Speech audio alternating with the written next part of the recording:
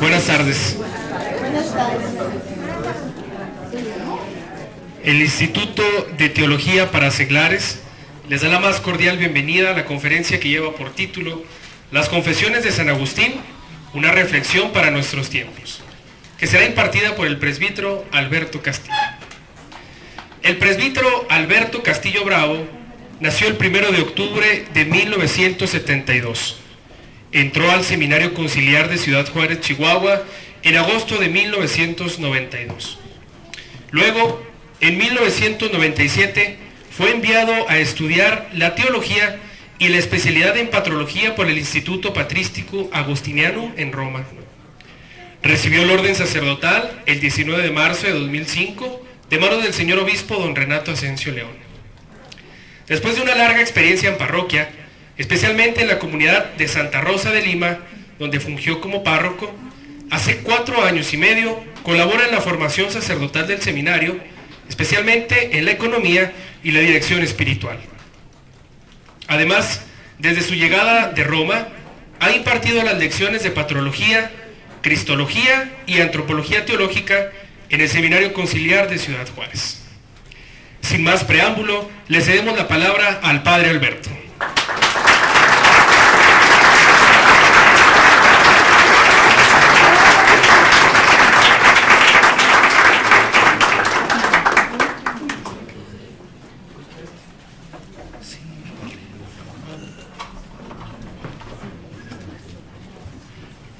Qué bueno que pudieron venir y nos acompañan, porque hablo mucho de estas cosas, pero no con público tan selecto.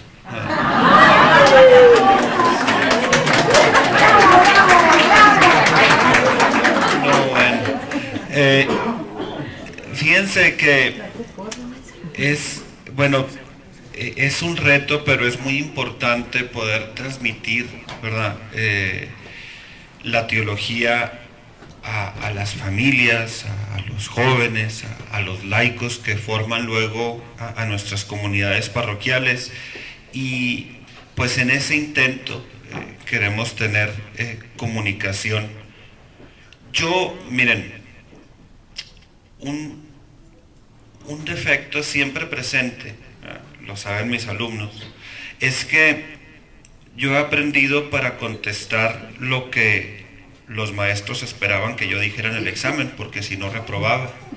Entonces, todo lo que me dijeron que aprendiera, aprendí.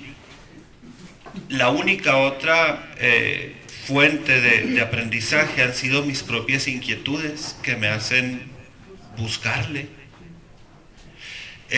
Lamentablemente, no me sé las inquietudes de cada uno de ustedes. Imposible hasta ahorita.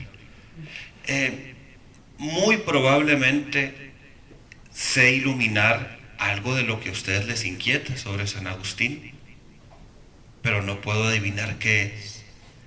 Entonces, he preparado un modo de compartir, creo yo, pensando en quien no conoce nada de Agustín de Hipona, y vamos a ir dando algunos pasos sencillos, pero luego va a ser muy enriquecedor el momento de las preguntas, porque seguramente no atine yo a decir todo lo que ustedes quisieran saber de Agustín. Entonces, esa parte es esencial también en el diálogo. Bien, pues entonces, hablamos de el santo más representativo de la antigüedad cristiana. Veremos influencias de Agustín en santos tantísimos, pero cito uno porque yo soy teresiano. En el libro quinto de su vida, Santa Teresa le dedica un capítulo a la influencia de San Agustín en ella, 1000 años después de que Agustín muriera, ¿no? Entonces, estamos hablando fíjense, Cuando el Imperio Romano cae a finales del siglo V, principios del siglo VI, cuando el Imperio Romano cae, básicamente está todo evangelizado por el cristianismo. Y a los pueblos bárbaros que invadirán el imperio, el cristianismo los alfabetiza. El primer alfabeto, modelo de escritura para enseñar a leer y a escribir en Britania es de San Bede el Venerable. Entonces, lo que quiero decir es que la cultura cristiana que se ha fraguado en los 5 primeros siglos será la base de las que luego serán las escuelas episcopales en las parroquias y luego se convertirán en universidades al día de hoy. Entonces, la cultura cristiana fraguada en los 5 primeros siglos forma gran parte de la ideología de la futura Europa, y pues de Europa luego seguimos nosotros, etc. Bueno, dentro de toda esta formación académica, el libro básico se llama De Doctrina Cristiana, y es una respuesta de Agustín a la educación antigua que se basaba en interpretar a los clásicos. Agustín dice, los podemos interpretar, pero la clave de la educación estará siempre en conocer la Sagrada Escritura, saberla interpretar y saberla transmitir. Y en el de Doctrina Cristiana escribe cómo conocer la Escritura, las lenguas, por ejemplo, y los modelos literarios, y cómo transmitirla, cómo enseñarla. Es un libro de pedagogía. Así pues, quiero marcar estos ámbitos antes de entrar a las confesiones, porque me interesa ubicarlos en este sentido. No estamos ante un santo cuya vida no sea ejemplar y solamente, o cuya relación con Dios no sea un gran modelo y solamente. Al confrontar las confesiones, estamos ante la que muchos llaman la primera, la fundadora de las obras humanistas de nuestros tiempos. Influirá en gente tan diversa como los existencialistas o como un Heidegger, que entonces pues su ámbito de influencia se extiende pues hasta nuestros días. Así por presentar un poquito la influencia de Agustín. Fechas notables, ahora solo para ubicarlo en el tiempo, ¿verdad? Agustín nace en el 354, en lo que ahora sería Algeria, en Tagaste se llamaba en su tiempo. Nace en Tagaste en el 354 y va a morir en el 430 en Hipona, más o menos misma ubicación, ¿no? Es cercano a Tagaste, Hipona, siendo obispo de esta ciudad, ¿no? Al tiempo que los bárbaros estaban por entrar, por invadirla. Bueno, así de esta vida de casi 80 años, ¿no? Del 454 al 430, es que queremos hoy hablar, porque él mismo, al escribir las confesiones, hará un repaso de su propia vida. Ahora, es un repaso bien interesante porque no son cualquier tipo de confesiones. Fíjense, Hay otros que, imitando a Agustín, han escrito libros llamados Confesiones, y lo que hacen es exponer su propia vida, decirnos cómo es, ¿no? Declararnos, confesio, ¿no? Dar a conocer. Bueno, no sé cuántos esperarían que las confesiones fueran una biografía de Agustín. Sí, trae elementos biográficos, pero finalmente las confesiones no son una biografía. Fíjense, vamos citando, no más que ahora ya cita uno modernamente. Vamos citando simplemente cómo comienzan las confesiones. Vamos así al libro primericísimo de las confesiones. Y entonces dice: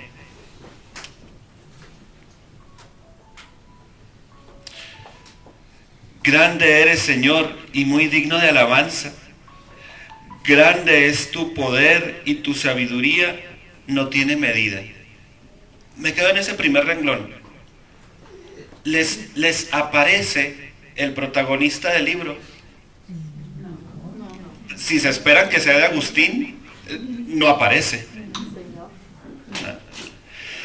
Y si continuáramos por este mismo verso, se van a encontrar con frases conocidas. Fíjense: grande eres tú, Señor, y muy digno de alabanza. Grande es tu poder y tu sabiduría no tiene medida. Y pretende alabarte el hombre, pequeña parte de tu creación, y precisamente el hombre que, revestido de su mortalidad, lleva consigo el testimonio de su pecado y el testimonio de que resistes a los soberbios. Bueno, fíjense, esta segunda parte ya se presenta, pero ni siquiera como Agustín. Es una reflexión siempre bíblica, porque hasta aquí llevamos 5 citas bíblicas copiadas textualmente. Agustín, a partir de su reflexión de la Sagrada Escritura, comienza a meditar sobre su relación con Dios. En realidad quiere hablar de Dios y dice: esta criatura, pequeña parte de tu creación, además con el testimonio de su pecado a las espaldas y de que tú resistes a los soberbios, pretende hablarte. O sea, todavía no ha empezado a hablar, pretende hablarte. Y entonces dice: con todo, ¿no? A pesar de todo esto, con todo, quiere alabarte el hombre, pequeña parte de tu creación. Tú mismo lo excitas a ello, haciendo que se deleite en alabarte, porque nos has hecho, Señor, para ti, y nuestro corazón está inquieto. Hombre, hasta parece concierto de Luis Miguel. ¿Se sabe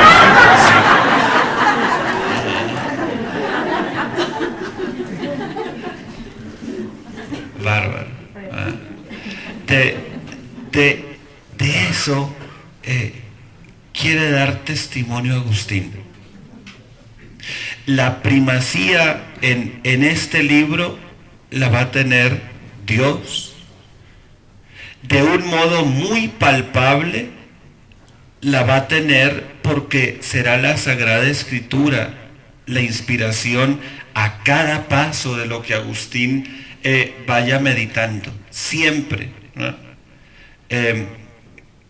En cualquier edición bien anotada de las confesiones se encontrarán en los pies de página tantísimas citaciones bíblicas, ¿no?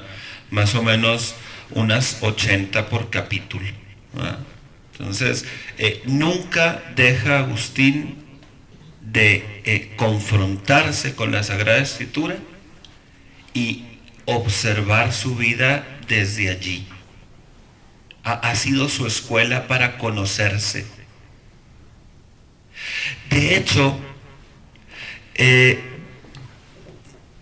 dirá en el libro 10, Señor, pues yo no sé muy bien quién sea.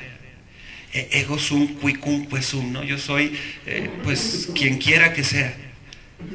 Pero tú sí sabes. Entonces, en realidad, no pretende en el fondo de hablarnos de sí mismo presuntuosamente. Alguno de los que ha expuesto su vida justo por pues sarcasmo quizá ante las confesiones de Agustín, termina diciendo: cuando Dios lea esto, me considerará el más grande de los hombres, puesto que le he expuesto todas mis virtudes, ¿no? Bueno, pues Agustín todo lo contrario. Yo de lo único que soy consciente es de mi pequeñez. Ni siquiera soy capaz de ahondar en el misterio de mí mismo. Yo soy quien quiera que yo sea, pero soy consciente de que Dios lo sabe mejor que yo. Fíjense, termina esta frase y le dice a Dios: Señor, ya sé algo más de ti, aunque no sé todo de mí, ¿no? Ya sé algo más de ti, que tú sabes todo, y de mí no sé todo. Bueno, bien, quizá quieran tener algunas fechas de Agustín así como en orden, ¿verdad? Nace en el 354, será recibir el bautismo en el 386, hablaremos ahorita de esto. Ordenado sacerdote en el 391, obispo en el 395, y dijimos muere en el 430. Bueno, fechas agustinas a tener en cuenta. Fíjense que Agustín es un hombre que va creciendo junto con el paso del tiempo y el estudio y la oración y las cosas que le suceden en la vida. O sea, él reconoce y lo expresa varias veces en sus obras, que él crece aprendiendo y que ha corregido maneras anteriores de pensar. Es un hombre muy inquieto. Me da mucha ternura porque, fíjense, Tagaste pues es un pueblito pequeño, ¿no? Inhóspito. El muchacho parece que tiene con qué estudiar, ¿verdad? Tiene buena cabeza, pero sobreviene pues crisis en la familia, la muerte del papá, y no tiene con qué sostener estudios posteriores, pues por ejemplo en Cartago, ¿no? O en alguna ciudad así más importante donde él pueda florecer. Le ayuda a un amigo de la familia romaniano, ¿no? Les ayuda a que pague sus estudios, y luego lo ayudarán otros amigos a que llegue a Roma, y de Roma a Milán. Entonces es la historia de un muchacho muy sencillo, pues que nunca se imaginó, viniendo del origen que venía, llegar hasta donde había llegado. Y no por fama personal, sino pues en el sentido de toda su influencia histórica, ¿no? Es un muchacho pues, les digo así, muy humilde. Aprende conforme las experiencias de la vida lo van marcando. Leeremos quizá trozos de cómo le afecta la muerte de un amigo, ¿no? En una época de su vida. Platicaremos del hecho de que pase por una secta, los maniqueos, tratando de comprender mejor la religión y la vida. Hablaremos de varios sucesos, pues, que lo van haciendo avanzar. Pero esto se los platico porque fíjense, al final de su vida, en la última década de su vida, escribe un libro que se llama Retractaciones. Y entonces es una revisión cronológica de sus obras y va platicando. En tal época escribí tal libro. El libro comienza con tales palabras, tiene tantos capítulos, se trata de esto. Donde dije esto, creo que no está bien expresado, debí más bien decir otra cosa. Entonces, al final de su vida revisa toda su obra, que es inmensa. Bueno, lo primero que deben hacer, ya para que digan que vinieron a la plática, lo primero que deben hacer cuando vayan a leer una obra de San Agustín es leer lo que dicen las retractaciones acerca de esa obra. Si ustedes dicen, leí las confesiones y en las confesiones dice, pero no han leído las retractaciones, el que sí las leyó te va a decir, sí, pero al final de su vida Agustín dijo, y entonces luego van a quedar como ignorantes y no les van a creer que vinieron a la plática.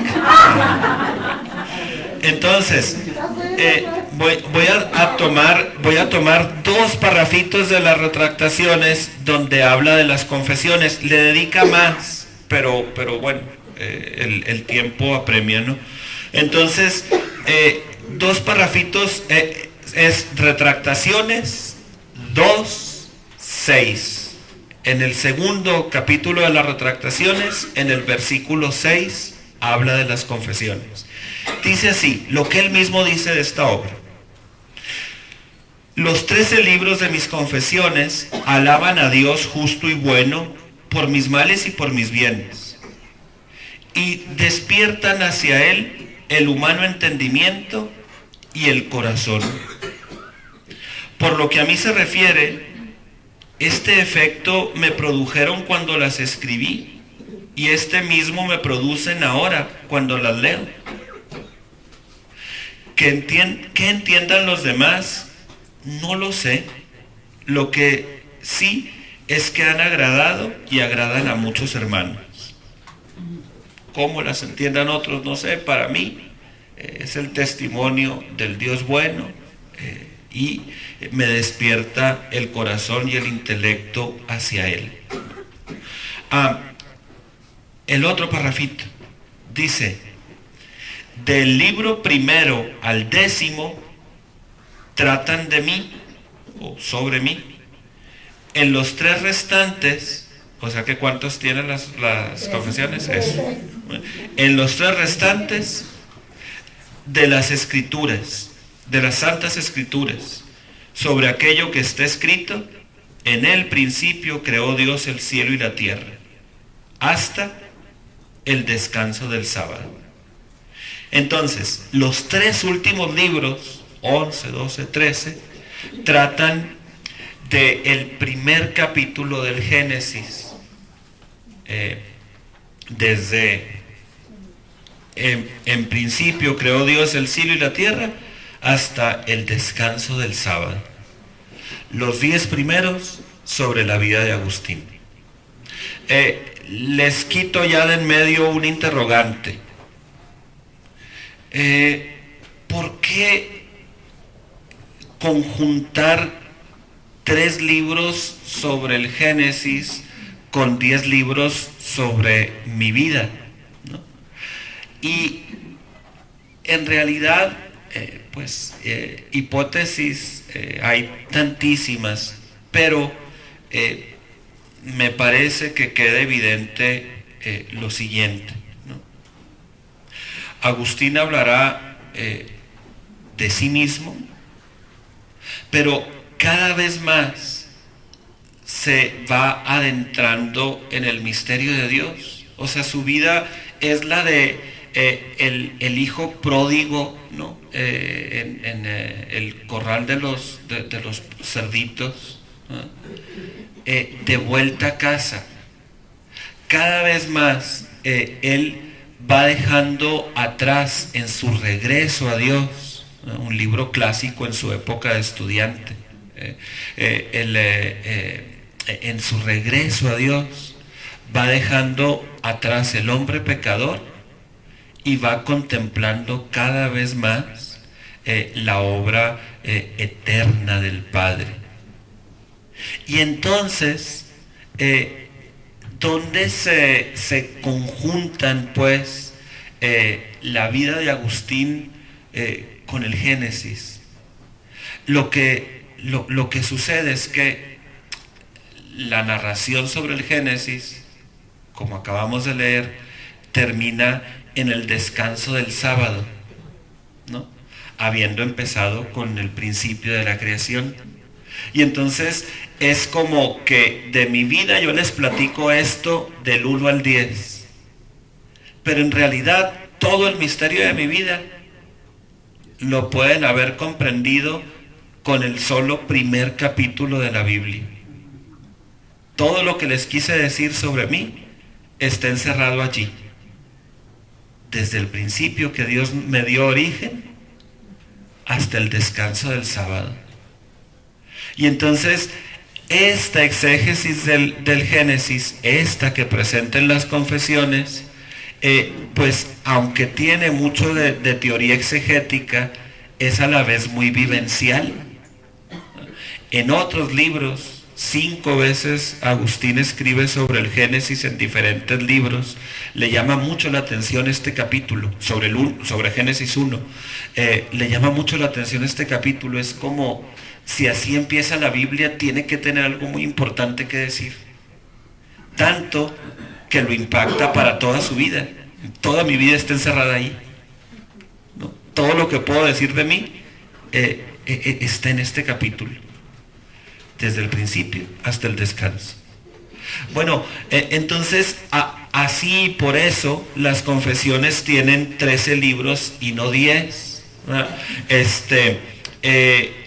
Para bien de ustedes, pues básicamente nosotros vamos a comentar 10, ¿no?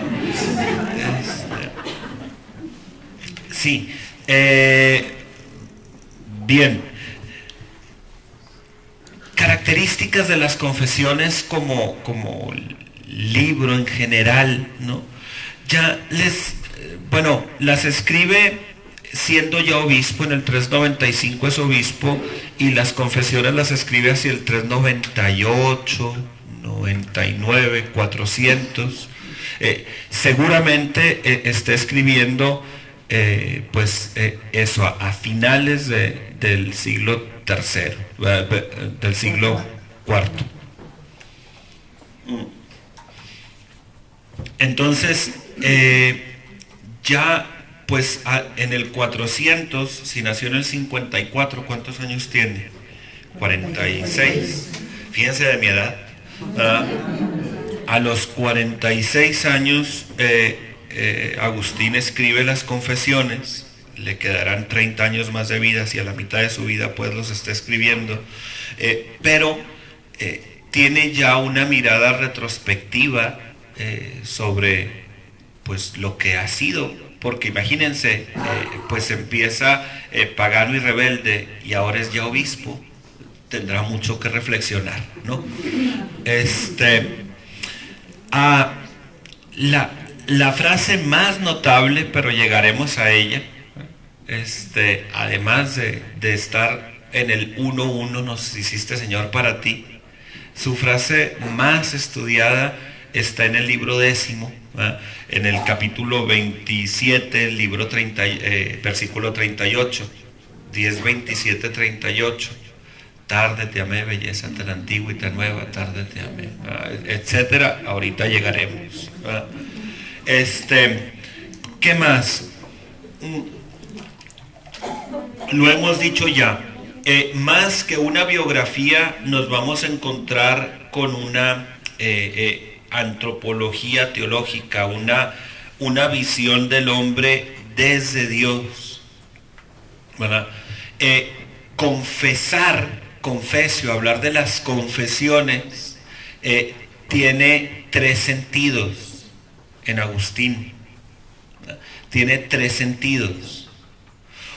Uno lo va a manifestar del libro 1 al 9. Otro lo va a manifestar en el libro 10 y otro del 11 al 13, mayormente. Confesar, la palabra confesio tiene en Agustín tres sentidos, y aunque se entretejen a lo largo de toda la obra, pudiéramos notar que uno tiene más peso en los primeros libros, otro en el 10 y otro en los últimos 3. ¿De qué se trata? ¿Qué quiere decir confesar? Bueno, un primer sentido es la confesión del propio pecado, de la propia pequeñez.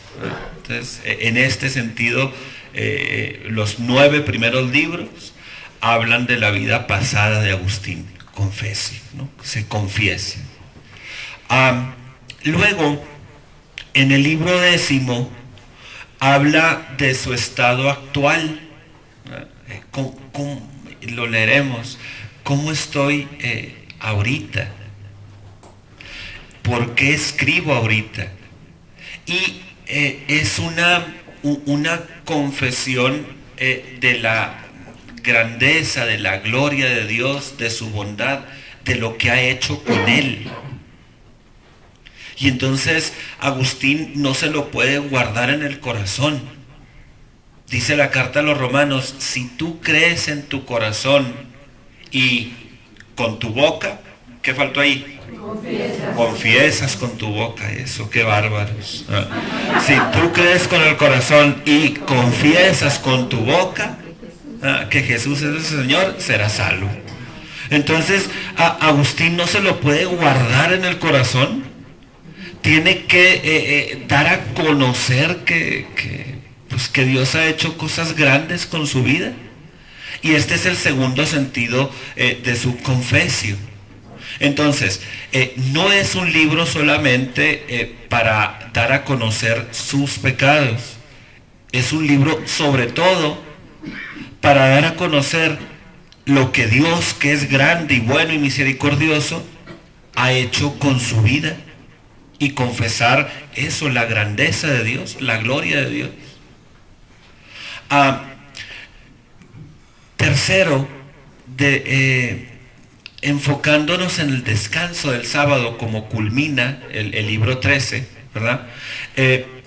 La tercera manera de confesar es la confesión de su esperanza.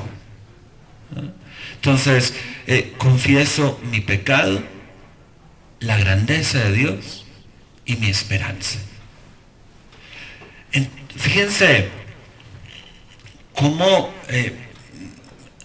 lo vamos a encontrar en el mismo libro 10 al hablar de la memoria, ¿verdad? Cómo Agustín, bueno, desengloso porque creo que sirve al tema. Agustín dice que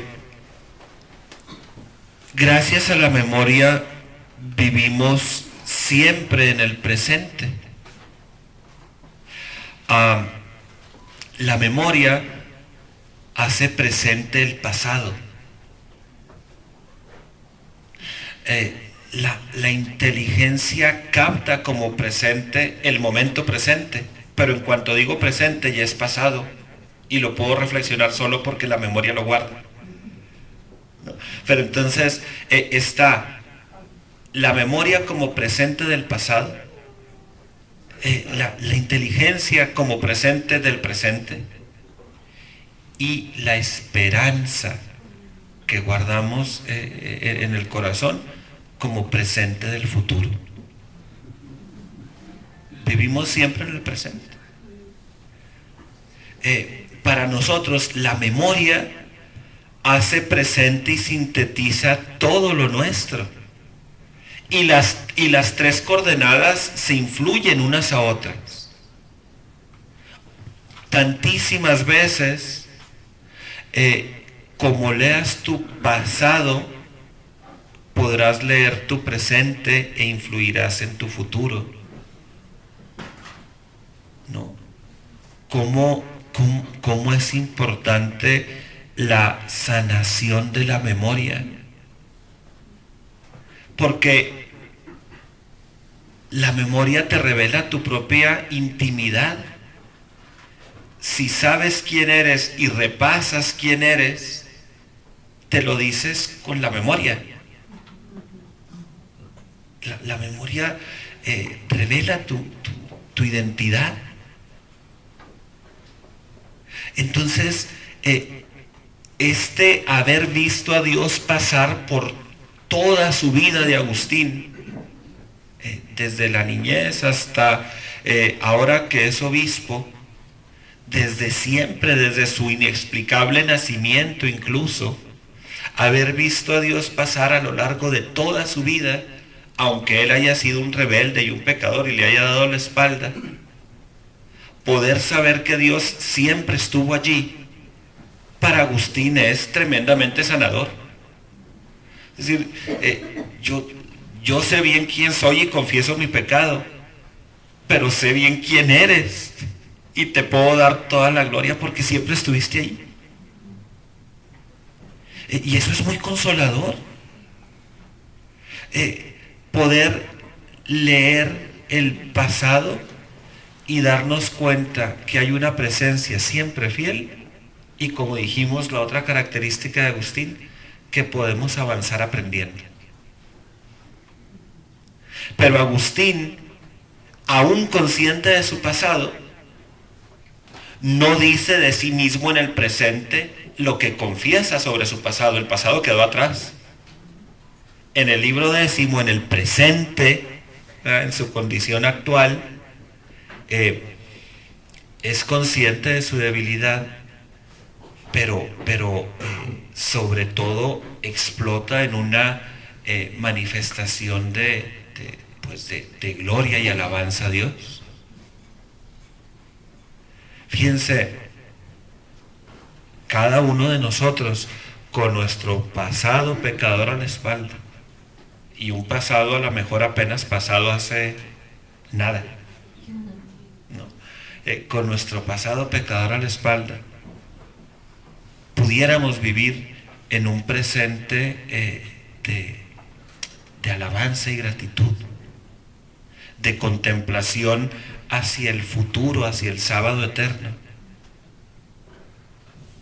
Porque hacemos muy buenos proyectos a fuerza de voluntad, quizá, pero no de contemplación. Y la voluntad sola no se basta. Somos obra de la gracia.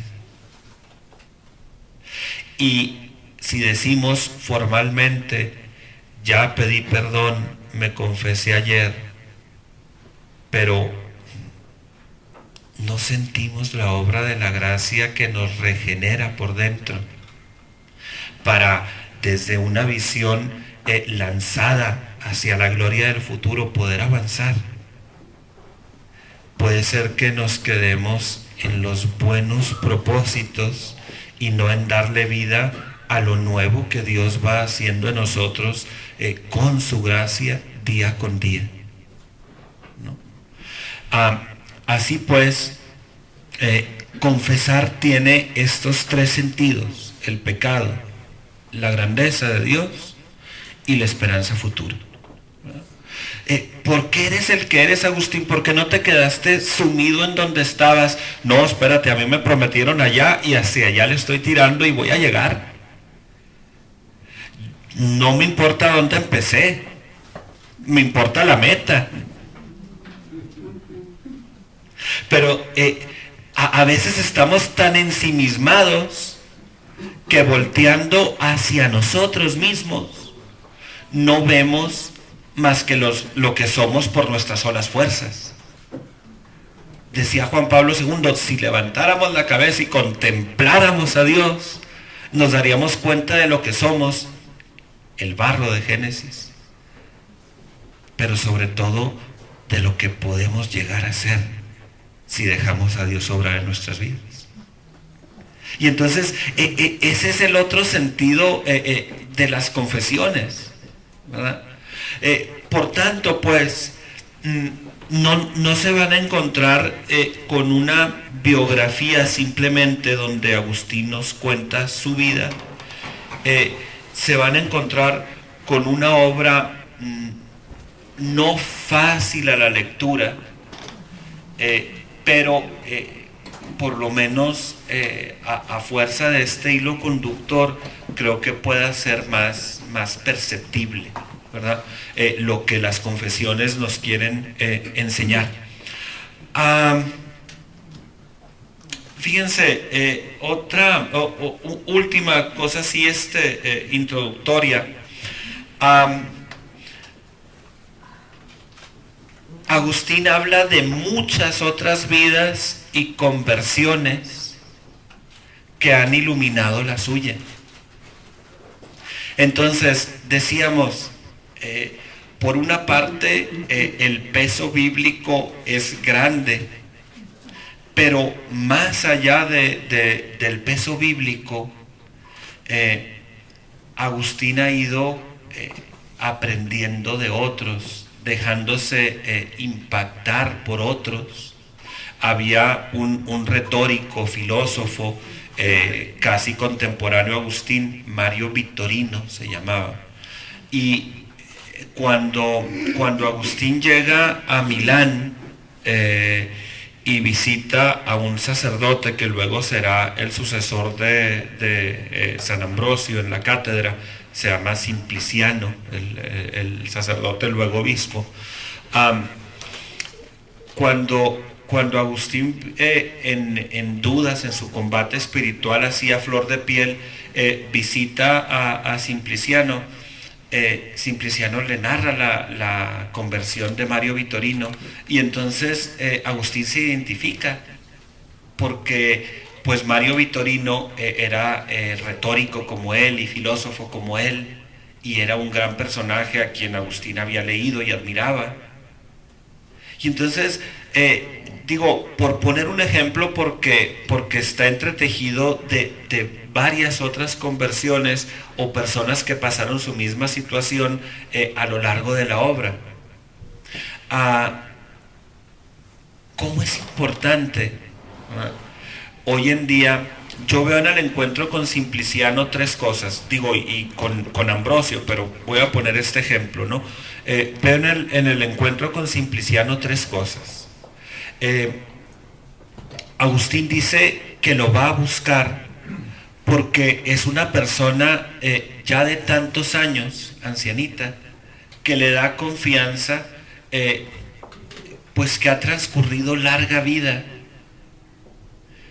Entonces, fíjense cómo le ayuda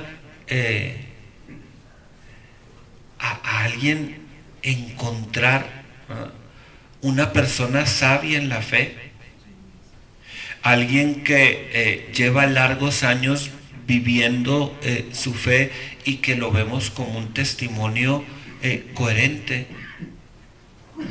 Bueno, Simpliciano no solo será un buen guía espiritual para Agustín, sino que lo sabe confrontar con ejemplos como el de Mario Vittorino para decirle que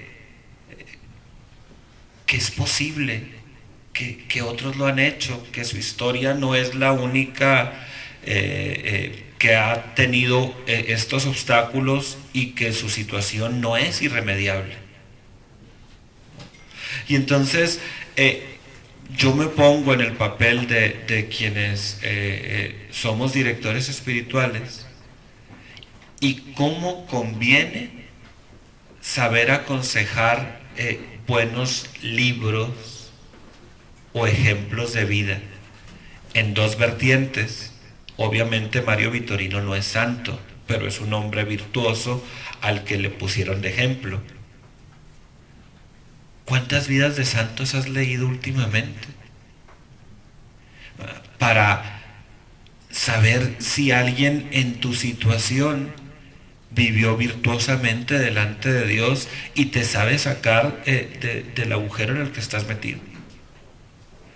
Además de hacerlo un asiduo lector de la Sagrada Escritura para encontrar allí la fuerza de la palabra de Dios. Pero fíjense, otro tipo de libros que Simpliciano le da libros platónicos. Y entonces uno dirá, ay no, padre, pues ¿cómo? Si le está enseñando la Biblia y luego le pone a Platón. Pero, atención, porque Agustín viene de una situación donde 9 años había sido un oyente de las doctrinas maniqueas. Y los maniqueos tienen dos características. Por una parte son dualistas, entonces el mundo es bueno porque hay una fuerza buena que lo creó, pero luego es malo porque hay una fuerza mala contrapuesta a la buena. Y por ejemplo en los maniqueos el hombre acaba no siendo libre. Haces una cosa y dices, no, pues es que la sustancia mala me hizo hacerlo. Y haces una buena y dices, no, pues es que la parte buena que tengo me hizo hacerla. Pero en los maniqueos el hombre acaba no teniendo libertad. Es muy fácil, ¿verdad?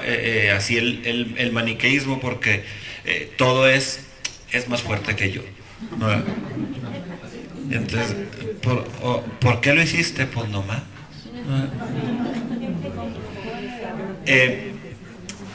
Entonces, en todo este bagaje filosófico que Agustín trae, venido de los maniqueos, la otra característica es el materialismo. Los maniqueos no conocen el espíritu, ¿no? Dicen pues que todo es substancia con extensión. O sea, dice Agustín, es que como yo no me puedo imaginar nada que no tenga un cierto tipo de cuerpo, pues dicen los maniqueos que es porque no hay nada que no tenga un cierto tipo de cuerpo. Entonces todo, de alguna manera, aunque etérea, pero es corpóreo. Y entonces Agustín no logra captar la presencia de algo netamente espiritual en el hombre. Y porque no logra captar que Dios sea alguien netamente espiritual. Entonces está metido en dos situaciones, ¿no? Por una parte, el materialismo, ¿no? De no poder captar el espíritu, y por otra parte, el dualismo, de no hay un único principio bueno, sino dos, peleándose eternamente. Entonces, Simpliciano capta esto de Agustín y le recomienda leer a Platón, para ser más exactos, a Plotino, ¿no? un neoplatónico. Le recomienda leer a Plotino, porque se da cuenta Simpliciano que Agustín lo primero que necesita hacer es sanar sus ideas filosóficas, ¿no? Fíjense, algo tiernamente conmovedor, dos cosas tiernamente conmovedoras, una que casi llegamos a la pausa.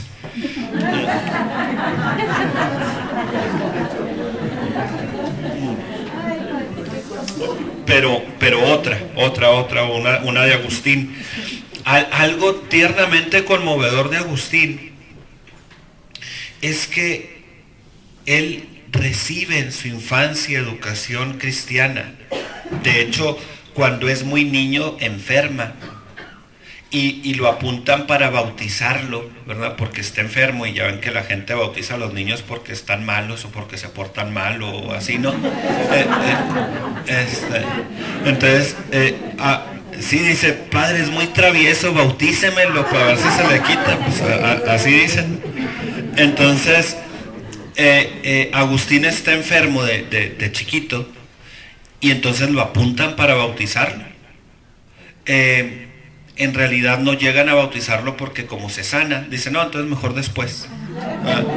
Entonces, por eso se bautizará hasta los 30 años. Él se preguntará si eso fue bueno o malo, ¿verdad? Porque a lo mejor pues no hubiera hecho tanta barbaridad si hubiera estado bautizado. Él mismo reflexiona. Pero entonces, lo que les quiero decir es que él siempre, siempre, siempre extrañará el nombre de Cristo, dice, que mamé en la leche materna. Siempre, cuando los maniqueos le digan, nosotros te vamos a explicar racionalmente todo, no te hace falta la fe, nosotros con pura lógica te vamos a hacer comprender para que no tengas que creer en misterios que no entiendes. Se mete al maniqueísmo y su desilusión es, no encuentro el nombre de Cristo. Entonces, Agustín pues es un hombre que siempre va a buscar a Cristo. Lo está buscando desde pequeño, lo quiere llegar a entender. Hablaremos de su vida. Pero entonces lo que quiero decirles es que a veces en la vida puede que pues no es que queramos dejar de ser creyentes o de darle gloria al Dios verdadero o de vivir bajo su gracia. A veces, como ha hecho Simpliciano, necesitamos alguien que nos escuche y nos guíe, alguien que con su vida de santidad nos dé ejemplo, alguien que nos enseñe a orar a la capacidad que nosotros vamos teniendo, porque quizá nuestros bloqueos más fuertes no son de fe. Quisiéramos encontrar a Cristo y comprender y creer, pero sucede que a Agustín le hacía falta leer a Plotino para que todas las ideas esas que le había metido el internet,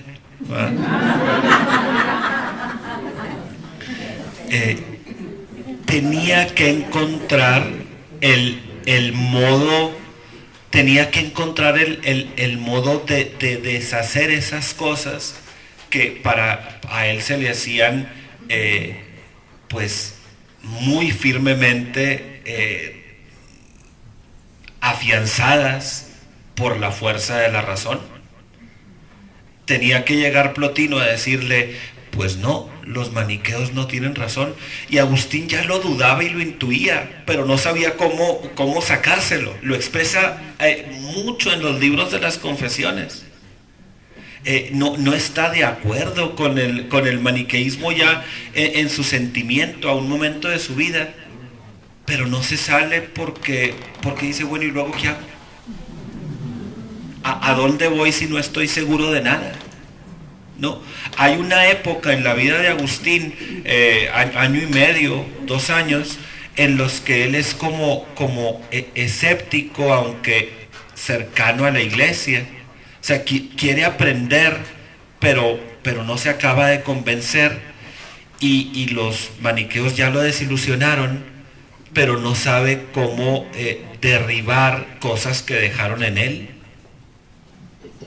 Y entonces este drama me conmueve mucho en Agustín. Lo veo en personas de nuestra época, porque quizá quisieran avanzar en su fe, no olvidarse del nombre de Cristo al que tanto quieren. Pienso en niños que hacen su primera comunión con tanta ilusión, pero luego la formación de la prepa, de la universidad, los libros de moda, lo que se van metiendo, no se equipara con una formación en la fe que se terminó a los 6 o 7 años. Entonces, en la fe tenemos una formación de primaria, y yo no creo que nadie de ustedes que tenga sus negocios o haya aprendido a cocinar y a llevar una casa y todo esto, se conforme con las matemáticas de sexto para fundar su empresa. No, pues estudian administración de empresas. O los médicos no dicen, sí, yo también jugaba al doctor y a la enfermera con mis primitos, ¿verdad? Yo lo opero. No, bueno, espérese, estudia, ¿verdad? Primero grado de medicina. ¿Cómo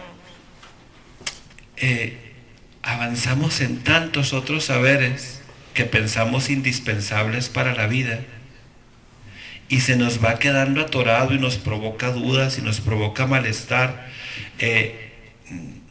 No saber de Dios tanto cuanto quisiéramos. Bueno, es la experiencia de Agustín. Tuvo que avanzar creciendo.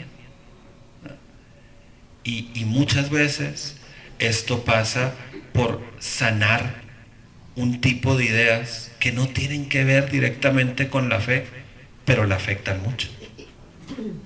Fue lo que Plotino logró en la vida de Agustín. Bueno, pues vamos a retomar por algunos minutos.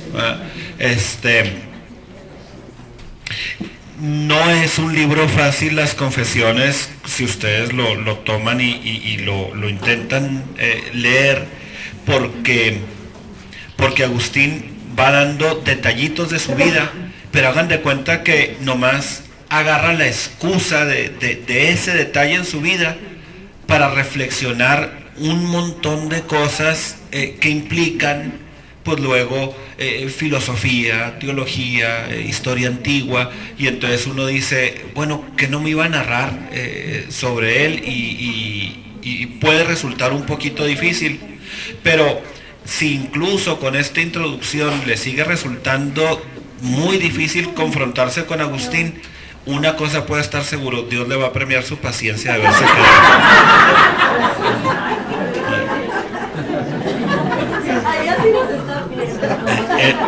eso sí, no. Entonces, fíjense, vamos, antes de voltear hacia las diapositivas, vamos al libro 10, en el capítulo 3, porque en él, decíamos, es el capítulo que escribe en el momento, es el momento histórico en el que está escribiendo las confesiones, y se pregunta como, ¿qué provecho eso puede tener? Voy a leer las palabras de Agustín. Dice: ¿qué tengo pues yo que ver con los hombres para que oigan mis confesiones, como si ellos fueran a sanar todas mis debilidades? ¿Para qué les digo mis cosas? Curioso linaje, dice, curioso linaje para averiguar vidas ajenas, descuidado para corregir la suya propia. Dice, están bien interesados en lo que yo pueda decirles, pero sus vidas no las corrigen, ¿no? ¿Por qué quieren oír de mí quién soy yo? Ellos que no quieren oír de ti, ¿quién son ellos? ¿Y de dónde saben cuando me oyen hablar de mí mismo si les digo la verdad, siendo así que ninguno de los hombres sabe lo que pasa en el hombre, sino es el espíritu del hombre que existe en él? ¿Qué provecho pueden sacar de escucharme si el único que sabe la verdad de quién soy es el Espíritu que vive en mí? Bueno, de aquí Agustín continúa, es un capítulo bellísimo, de mis favoritos, ¿verdad? Dice, pero si te oyeran a ti hablar de ellos, no podrían decir, miente el Señor, porque ¿qué es oírte a ti hablar de ellos, sino conocerse en verdad a sí mismos? ¿Se fijan? No es una biografía que Agustín saca de estarnos diciendo él quién es. Es una narración que Agustín va haciendo porque conocerse a sí mismo viene de lo que Dios le va revelando sobre sí mismo. Si te oyeran a ti decir quiénes son ellos, no podrían decir miente el Señor, porque oírte hablar es conocerse a sí mismos. Pero fíjense, esta es una revolución, porque Descartes dirá cogito ergo sum, ¿no? Conozco, me conozco, y entonces existo. Pero para nosotros no basta conocernos como autodescripción. Este capítulo 3 del que les leí el primer parrafito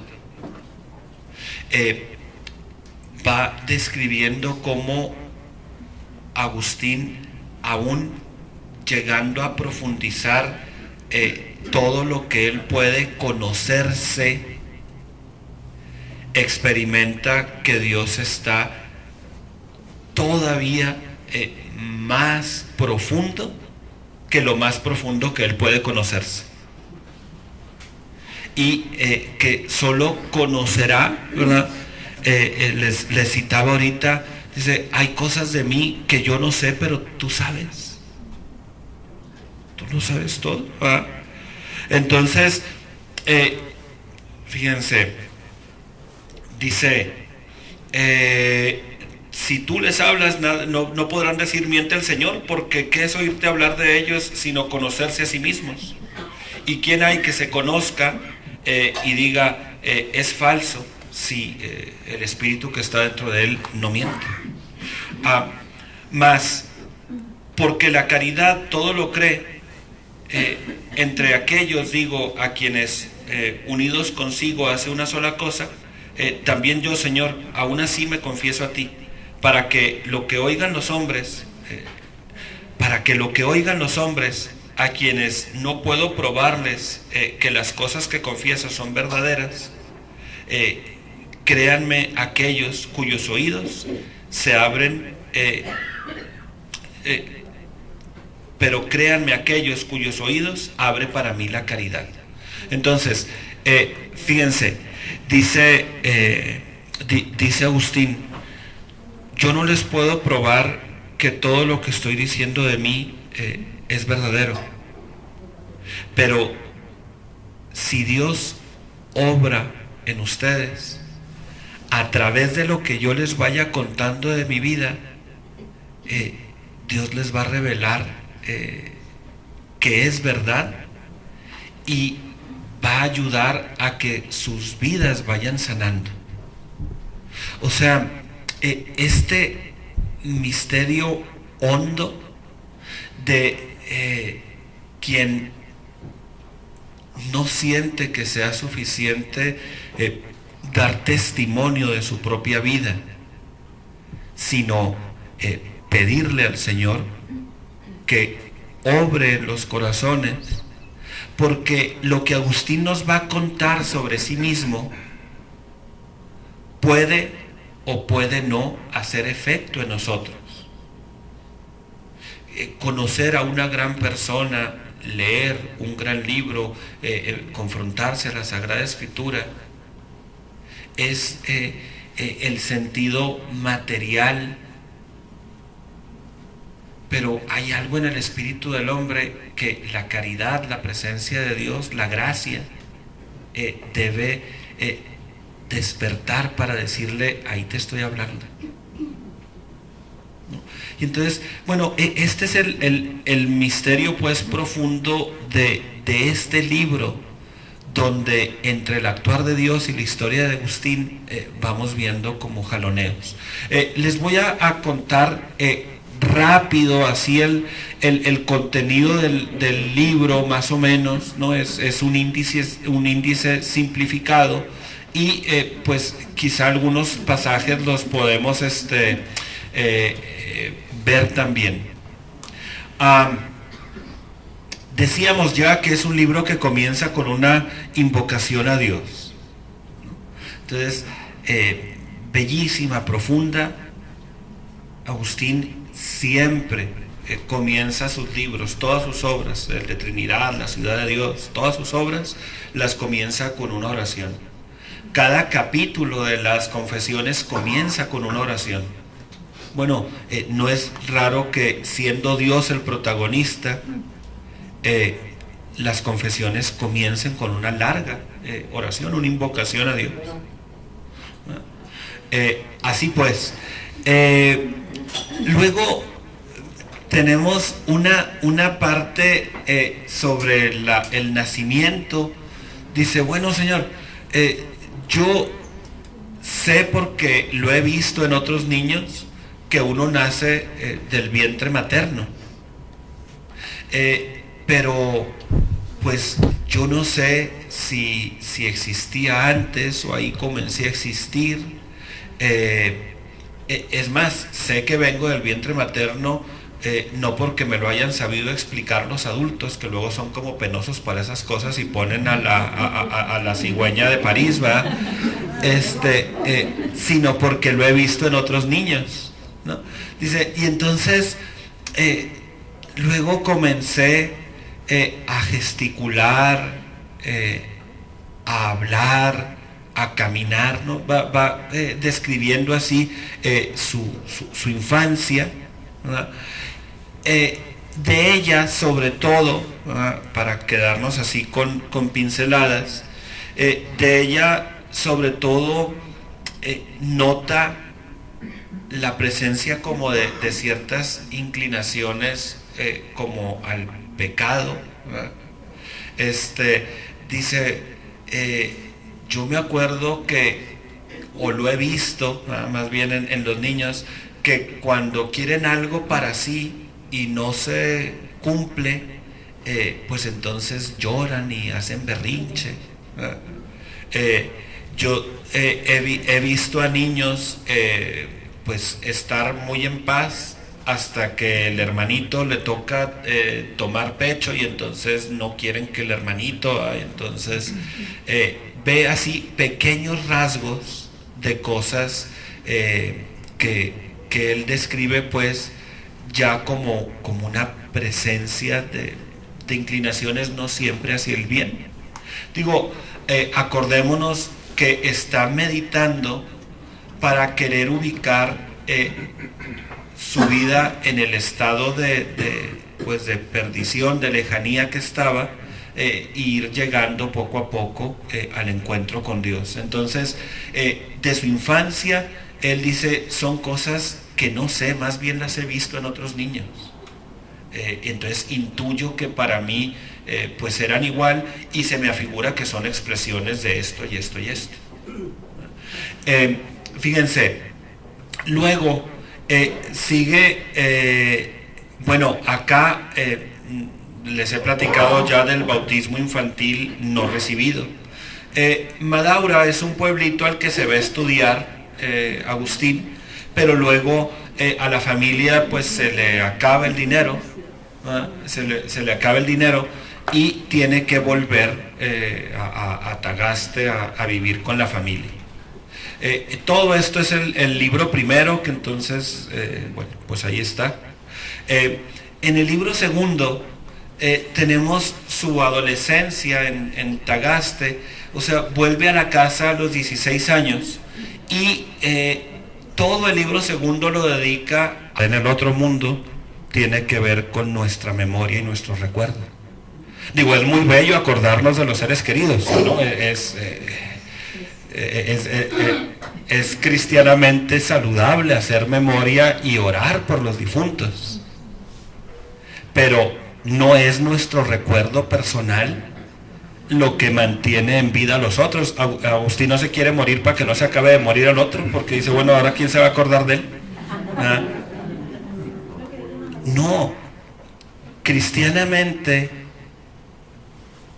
Dios nos pensó para crearnos, y porque nos pensó nos creó, y pensándonos nos mantiene en vida, y su pensamiento amoroso sobre nosotros vence la muerte.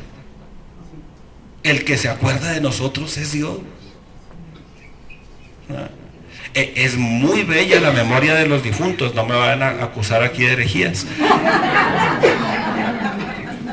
pero espero explicarme diciendo que no es el recuerdo nuestro lo que mantiene en vida a las personas en el más allá. Nosotros ni les dimos origen, menos las vamos a poder sostener, ¿no? Y entonces ya ven que en la película de repente, no dejes de pensar, por favor, porque se nos apaga, se nos esfuma. Bueno, eso. Hay una parte muy bonita, ¿para qué sirve llorar? Dice Agustín. Yo en mi luto nomás encontraba consuelo en el llanto. Lo único que quería era llorar, dice Agustín. Bueno, ¿para qué leer las confesiones? Se pregunta. ¿Y llorar para qué sirve? Y haya una respuesta, ¿verdad? De por qué llorar le da paz. Bueno, eso, ¿verdad? Seguimos acá. Al final, cuando repasa incluso la muerte del amigo, comienza una reflexión que cierra el capítulo sobre la belleza. En este sentido, dice, amamos lo bello. Pero ¿por qué amamos lo bello? ¿Qué hace que las cosas sean bellas de modo que nos atraigan? ¿No? Y entonces reflexiona sobre la armonía, ¿no?, de las cosas. Si las cosas están acomodadas armónicamente, son más bonitas que si no tienen esta armonía tal. Para concluir que algo debe de estar sosteniendo la armonía del mundo, que haga que no todo sea vanamente pasajero. Tiene que haber la fuente de una armonía superior. Y entonces, aún siendo maniqueo, comienza ya a intuir, ¿verdad?, algunas cosas. En este sentido, será muy importante cuando llegue a encontrarse con Plotino. Plotino tiene una obra que se llama Eneades, unidad, ¿no? El uno en Plotino tiene una obra que se llama Eneade, y entonces el uno, en la idea pues platónica, el uno es la fuente de lo múltiple, pero lo múltiple viene de lo uno. Y entonces este uno mantiene la armonía de lo múltiple que salió de él. Entonces, cuando se encuentre con Plotino, Agustín va a decir, esto es lo que yo intuía, ¿no? Tiene que haber alguien sosteniendo la belleza y la armonía del mundo. Pero no lo sabía explicar porque los maniqueos hablaban de dos principios peleándose, mientras que Plotino habla del uno. Y entonces, bueno, cierra el capítulo con mucha tristeza. De hecho, se devuelve a Tagaste, ¿verdad? Aquí enseña en Cartago y se devuelve a Tagaste, se devuelve a su casa porque está muy triste y muy desconsolado. Entonces, pero esta vuelta a casa es como un principio de regeneración. Algo está comenzando a suceder. Luego, a los 28 años, ya pasa este periodo, está viviendo en Tagaste, está con su mamá, ¿verdad? Pero le ofrecen una cátedra en Roma, y entonces le brillan los ojos, ¿no? Y los maniqueos son sus amigos que se los quiere llevar. Está comenzando a pensar cosas, pero no se va del maniqueísmo. Entonces sus amigos le dicen, oye, ¿por qué no te vas allá a las ciudades importantes, ¿va? Como Pedro y Pablo, ahí bueno, uno se tuvo que ir para no, yo hablaba de los Tigres del Norte.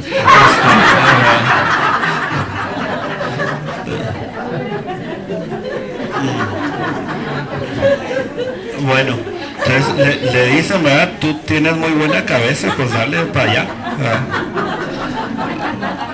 Bueno, entonces, fíjense, pasa en esta época, encuentros, ¿verdad? En el libro quinto, pasa de Tagaste a Roma, y en Roma me comió una parte importante, me estaba saltando a Fausto, sí.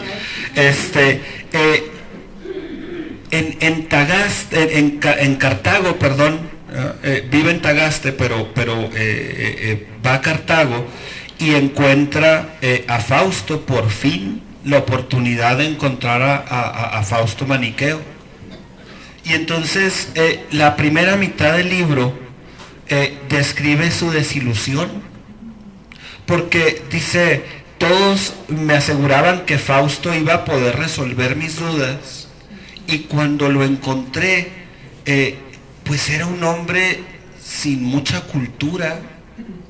Yo pues le preguntaba las dudas que nadie podía responderme, y él me contestaba con fábulas que yo no estaba dispuesto a creer, porque pues a mí me dijeron que me iban a enseñar racionalmente.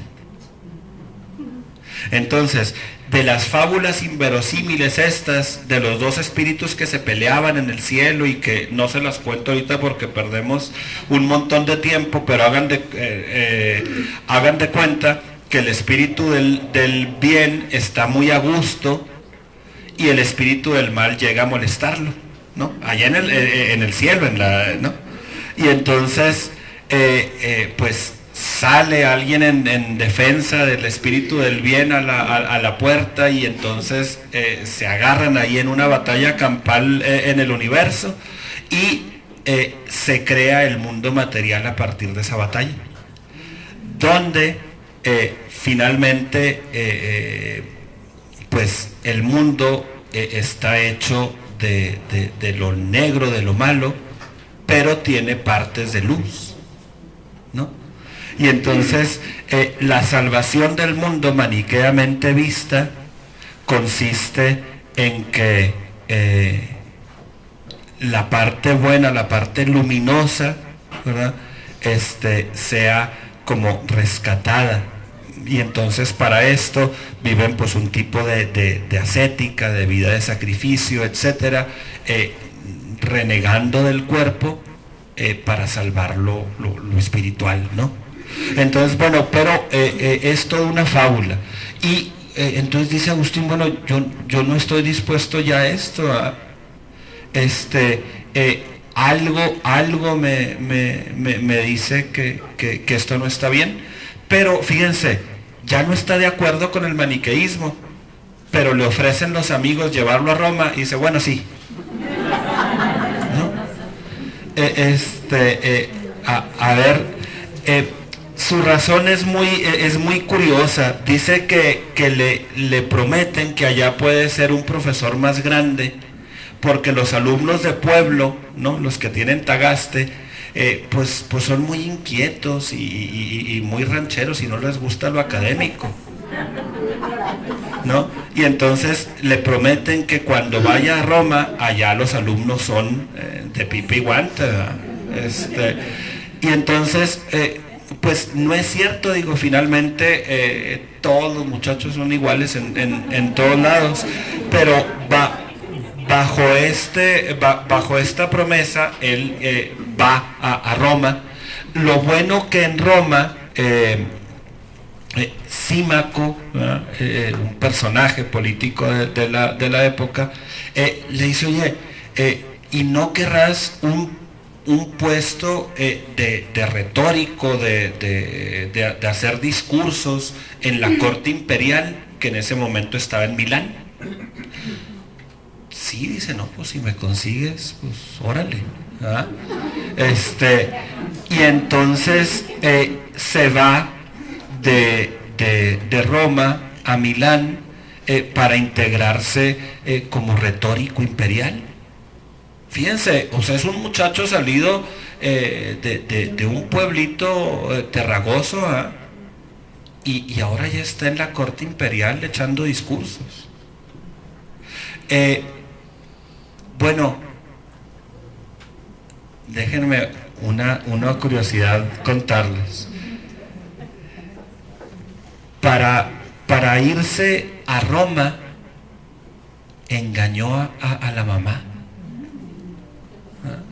Cuando quiere ir a Roma, la mamá le dice, no te vayas. O sea, tiene miedo que un hombre que ha vivido de vanidad y que está tan triste y de luto, pues en Roma se vaya a soltar el chongo y quién sabe qué vaya a hacer, ¿verdad?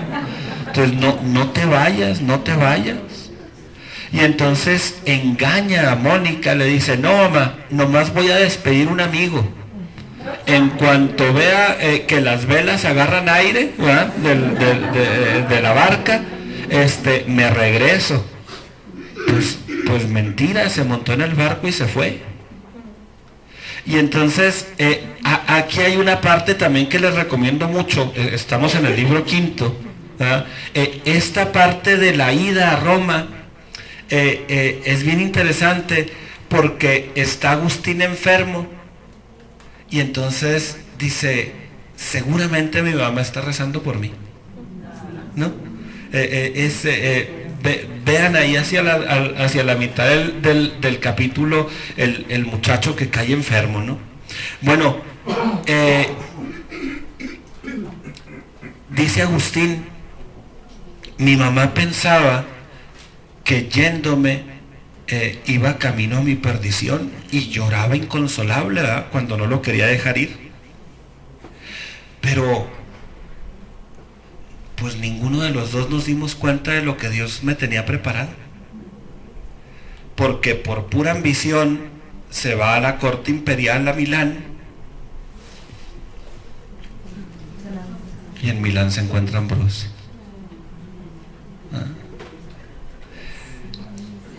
Y no solamente se encuentra Ambrosio, sino que al ratito su mamá lo alcanza. O sea, no la invitó, no se crean que le dijo, mami, aquí estoy. No, se le apareció a la puerta. Se le apareció, ¿verdad? Imagínense, ¿no? Para entonces ya vivía desde hace rato con la mamá de Adeodato, su hijo. Imagínense que se les aparezca la suegra. Uno piensa que está allá en Cartago, en África, y bueno, bueno, entonces Agustín encuentra a Ambrosio, a quien simplemente escucha, admira y escucha. Así se termina el capítulo. Nada sucede todavía en la vida de Agustín más que una admiración y una asistencia sistemáticamente dominical a la misa, porque le gusta mucho la finura retórica de Ambrosio. Y además, dice, es un hombre muy humilde y de buen trato. Entonces, yo le recomiendo mucho la película última, está en 2 partes, de la vida de Agustín, una película larga. Lo único que no es biográficamente exacto es que me parece que en la relación con Ambrosio los quiere hacer como parecer rivales. Nunca hubo un afán en ese sentido, eso es Hollywood, ¿verdad? Sí. Bueno, continúo porque entonces aparece Mónica, libro sexto, ¿no? Perdón, sí, no, en realidad es sexto, iba para allá. Sí, aquí estamos en el cuarto, quinto, sexto, ¿verdad? En el libro sexto, ¿verdad? Aparece Mónica y hay una anécdota muy bonita porque dice, qué valiente mi mamá. En el barco, o sea, no solamente se vino sin avisar, ¿verdad? Sino que en el barco ella era la que le daba valor a los marineros en las tempestades, cuando ellos deberían de ser los que animaran a la embarcación, ¿verdad? Entonces, digo, para que vayan como saboreando el talante de Mónica, ¿verdad? Es un mujerón así de un tamaño bueno. Y entonces llega su mamá y ella sí admira muchísimo a Ambrosio, ¿verdad? De hecho, inmediatamente después de que narra que Mónica admira a Ambrosio, cuenta el libro que el obispo prohíbe, ¿verdad?, una devoción que Mónica tenía de ir pues como a los banquetes en las tumbas de los cristianos, pero entonces que se brindaba, ¿no?, que era con vino y toda la cosa. Entonces Ambrosio prohíbe la práctica del vino y dice, bueno, mi mamá era muy devota de hacer esa ofrenda, pero en cuanto Ambrosio se enteró que en la diócesis estaba prohibido, ella dice, me admiré mucho que no repelara de no poder ya vivir su devoción que tenía tanto tiempo viviendo, sino que con tanta paz lo haya asumido. Entonces contrapone el carácter de Mónica bien valiente ante la adversidad con la nobleza de quien dice, bueno, si en la diócesis no se puede, pues no se puede, ¿verdad? Y entonces esa parte a él lo marca, lo admira mucho, de la nobleza de carácter de su mamá, ¿no? Luego, bueno, a ver, primeros pasos en la fe. Ambrosio, aquí vamos a hablar de San Ambrosio. 3 cosas. Una, el modo de Ambrosio de orar. Fíjense, Agustín es un experto en retórica y le admira que Ambrosio hace oración leyendo la escritura, pero recalca Agustín, en voz baja, siguiendo solo con la mirada las letras. Atención al detalle.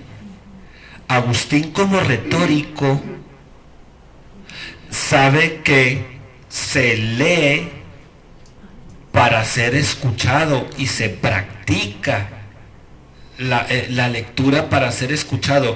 La finalidad de leer en voz alta es modular la voz de manera que la entonación sea atractiva. Agustín no conoce la lectura en silencio, porque no es un objetivo de leer, ¿no? Entonces, se da cuenta que Ambrosio ora íntimamente con la escritura, y entonces él empieza a admirar mucho esa paz que no conocía de quien disfruta y se conmueve interiormente al estar pasando los ojos por la Escritura. Entonces, Ambrosio es un obispo que no lee la Biblia para preparar la homilía simplemente, sino que se nutre de Dios. Y Agustín eso lo sabe muy bien porque él es especialista en retórica. Le basta mencionar el detalle de alguien que está leyendo con los ojos para encontrarle un profundo significado a todo eso. Entonces, no había conocido a alguien. Debía de ser un libro que contuviera cosas inmensamente importantes para que alguien estuviera absorbido en su lectura. Bueno, como en claves de conversión, como nuestra propia vida de oración, dice, nunca se dio cuenta que yo lo observaba. ¿Se fijan? Nunca se dio cuenta que yo lo observaba. ¿Cuántas personas nos ven ser cristianos sin que tú y yo nos demos cuenta? ¿Y cuántas cosas son importantísimas de ser cristiano? Por primera, la palabra y la oración, que de repente pudiéramos no estar haciendo porque decimos, no, bueno, es que la caridad es muy importante, ciertamente. Pero a Agustín le conmueve profundamente que alguien esté tan enamorado de lo que la Escritura dice que pueda pasarse horas en silencio, meditándole. Quizá esas personas que tú te quieres ganar con la palabra, podrías comenzar por ganártelas con la oración.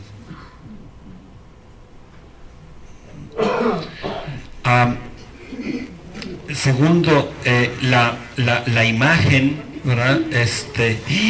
Me queda re poquito.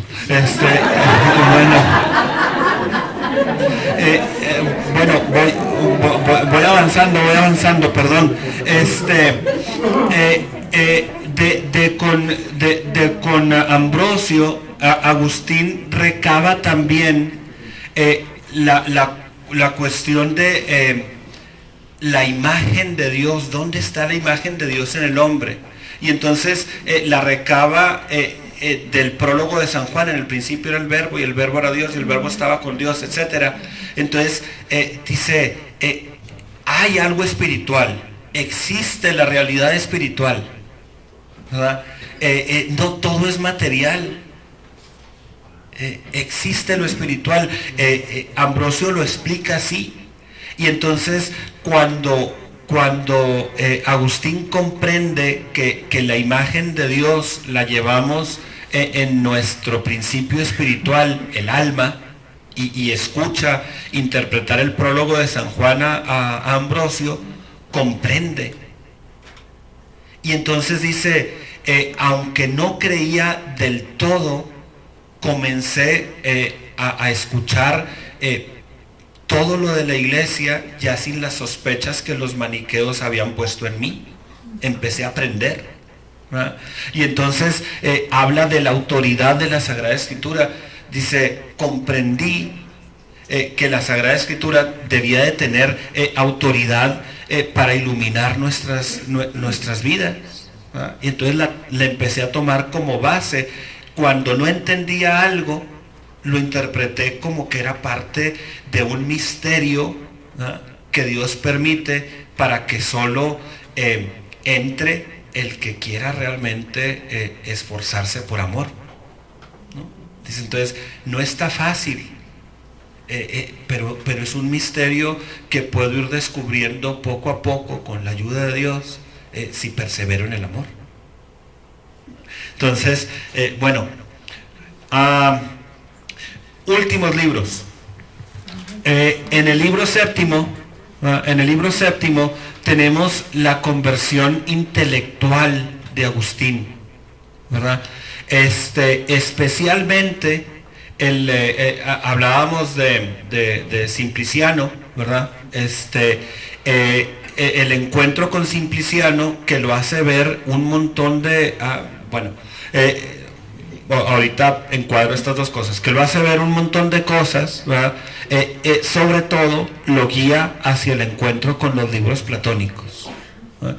En Milán pues hay esta escuela como de catequesis que a través de los libros platónicos hace que nos demos cuenta que filosóficamente hay cosas posibles que luego ya nos aterrizamos en la Sagrada Escritura y en la revelación de la Iglesia y vamos comprendiendo con más hondura. Ahorita quizá hablaremos del tema. Entonces, conversión intelectual, ¿verdad? Necesita de algún modo iluminar el intelecto. Y el capítulo 8, el 7 es la intelectual, el capítulo 8 es la conversión moral, ¿no? Entonces es cuando Simpliciano le habla de Mario Vitorino y el jardín de Milán, la visión en el jardín de Milán. Está él en el jardín, ¿verdad? Y entonces le viene una conmoción interior que comienza a llorar y dice, me alejé de donde estaba para que mi llanto no escandalizara a otros, ¿verdad? Y de repente en mi llanto profundo, dice, que no podía parar, dice, 2 ríos salían de mis ojos, ¿verdad? Entonces en un llanto que no podía parar, oye una voz como de niño que le dice, tole leye, toma y lee. Y entonces dice, pensé qué juego de niños tenía esa frase, porque pues alguno debería de andar por ahí, ¿no? Entonces dice, cuando me di cuenta que la voz se dirigía a mí y me alargaba, me decía que leyera la Escritura. Volví a donde estaban mis amigos, porque había dejado un escrito de San Pablo allí, y dije, bueno, donde lo abra leo, y lo abre, se los voy a dejar de tarea, en Romanos 13:13. Está muy fácil, Romanos 13:13.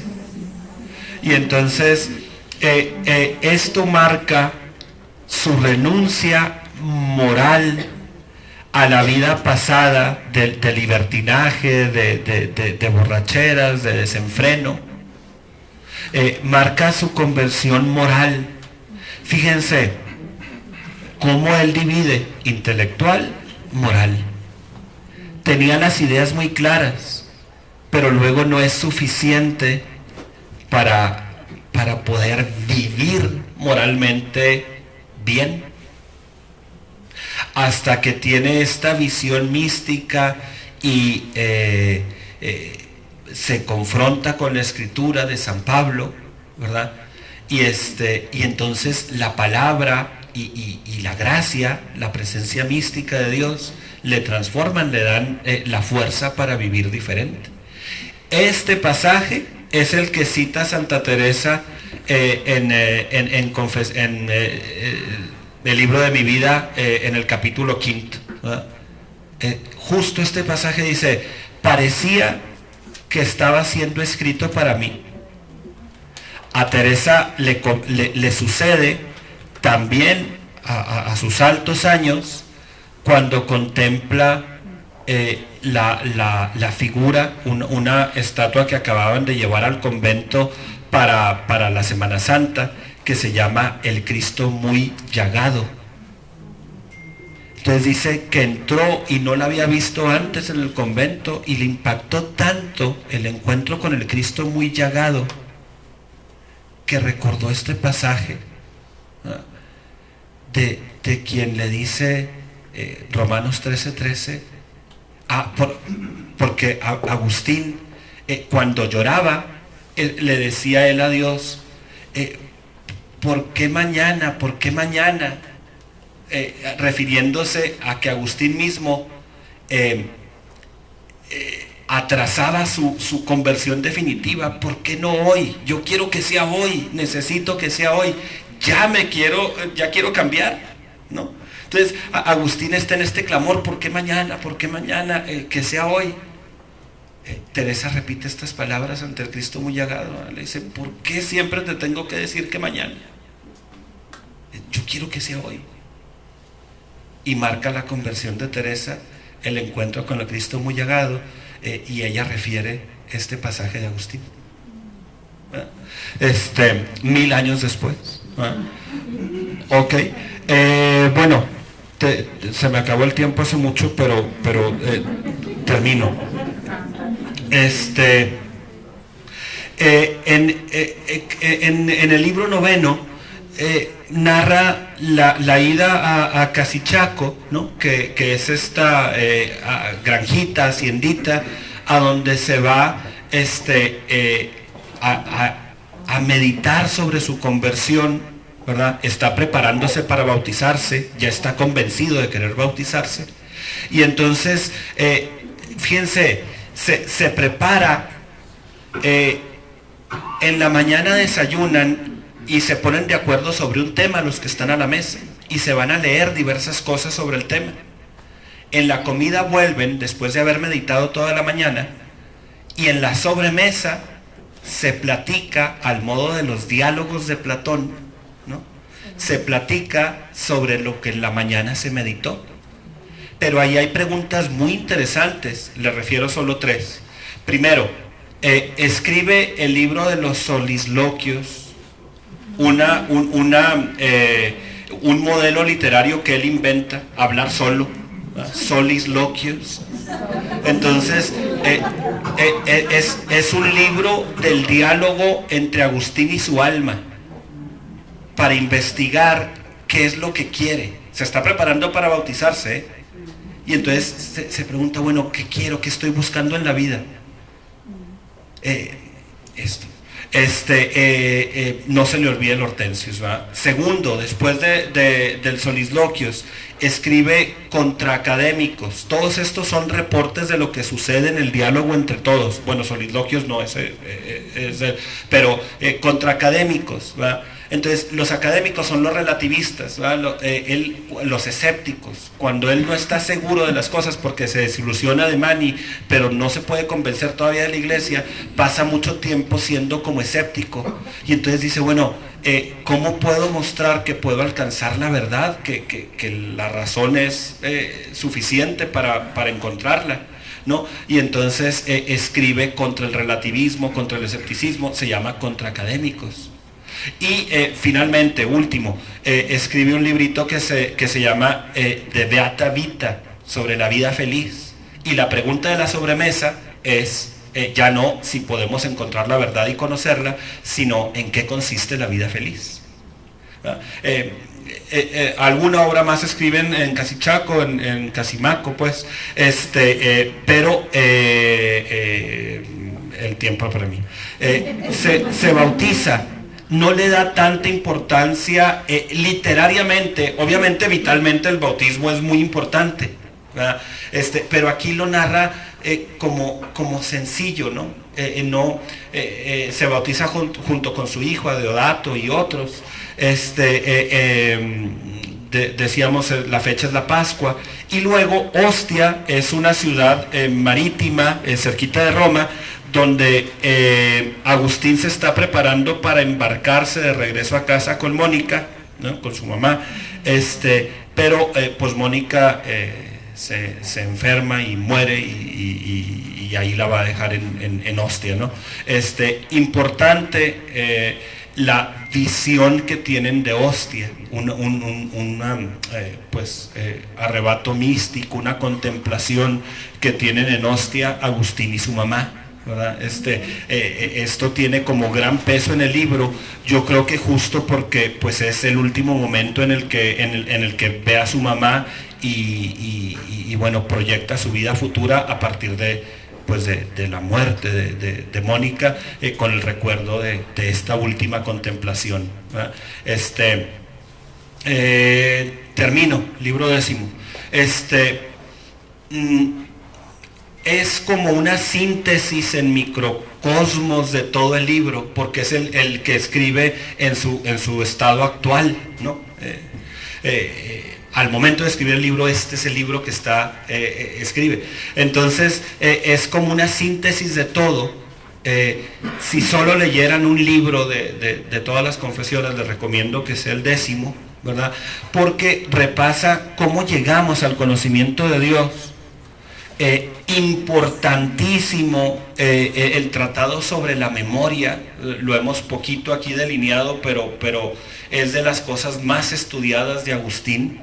Y pues el Tarde te amé, que aparece por ahí hacia la mitad del libro.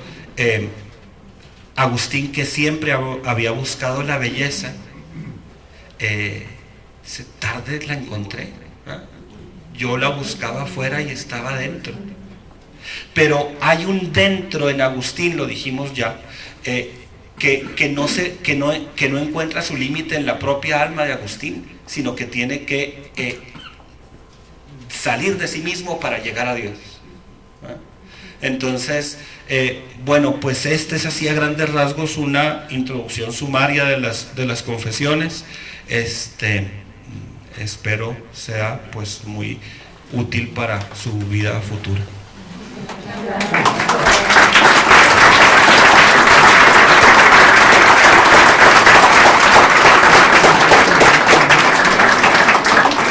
Agradecemos al padre Alberto Castillo.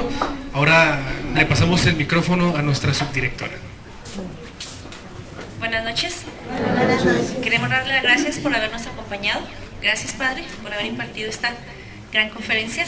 Creo que todos nos vamos el día de hoy con algo en nuestros corazones, con mucho aprendizaje, y queremos otorgarle este diploma. El Instituto Diocesano de Teología para Seglares otorga el presente reconocimiento al presbítero Alberto Castillo Bravo por haber impartido las conferencias Las Confesiones de San Agustín, una reflexión para nuestros tiempos, realizada el 24 de noviembre del 2018. Muchas gracias, padre.